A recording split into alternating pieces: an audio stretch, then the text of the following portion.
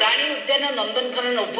निर्देशकों कार्यालय पशि खंडा बुलाई आतंकित कले ऑफिस रे भंगारुजा कले दुई एसपी को आक्रमण करने घटना दुई आक्रमणकारी गिरफ्त कर नंदनकानन थाना पुलिस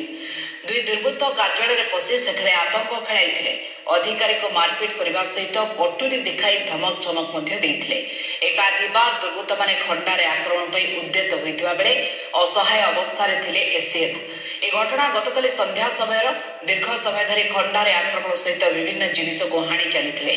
दुई अधिकारी कारण पचारू से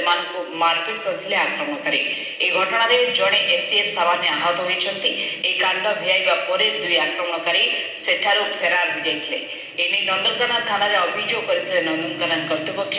अभियोग पर सीसीटीवी फुटेज आधार में दुई दुर्वृत्तों को धरने कमिशनरेट पुलिस पक्षर दुईटी टीम करा विभिन्न जगह चढ़ाऊ करा भुवनेश्वर प्रतिनिधि सुनील नायक बाबद अधिक सूचना सहित जोड़ी होती सुनील आप जानवा चाहिए कौन कारण देखुं नंदनकानन में कहीं गोटे घटना घटला ए बाबद किसी स्पष्ट है दुई जन किए देखु कारण एपर्यंत कौन प्रकार स्पष्टीकरण मिल पारे कि कहीं घटला किंतु प्रश्न उठुची केमिति है जदि एत बड़ सुरक्षित स्थान प्राणी उद्यान नंदनकानन हूँ अंतर्जातीय स्तर एक अर्गानाइजेसन जोटि कि जीवजंतु को रक्षणाबेक्षण कराए शिक्षा को अभिलाषण कराए बहुत सुरक्षित स्थान जीवजंतु प्रवेश करने समस्त पक्षे संभव नुहे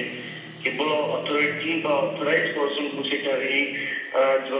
तेज केमी पशिले जेहेतु गतकाली सोमवार था नंदनकानन प्राणी उद्यान जो बंद था तथापि भितर को एंट्री कले केतने गणमाध्यम पुलिस को सीधासल भाव से एंट्री ना अपेक्षा करा पड़ी परमिशन दरकार ये लोग केमी गले तमाम घटना बर्तमान सामना को किए क्या लगे से आक्सेस कर प्राणी उद्यान भितर पशि पारे किए से या पचर आउ किए अच्छे ना सीधा सड़क पशुले दुई जन को कल गिरफ्त कर जो दुई जन ये कांड घटाई से दुई जन को सफलतार सहित नंदनकानन थाना पुलिस गिरफ्त कर सूचना मिली जंगल से गिरफ्त कर पुलिस सूचना अनुଯାयी तबे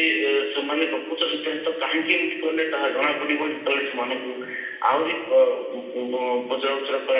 10 मिनट यार सब तथ्य रखे पुलिस मुख्य अधिकारी वर्तमान पर्यंत किसी स्पष्ट सूचना आसी पारु नाही प्रेसमिट पर ही प्रकृत कारण स्पष्ट हम धन्यवाद सूचना सुनील नायक आम सहित अधिक आलोचना करते।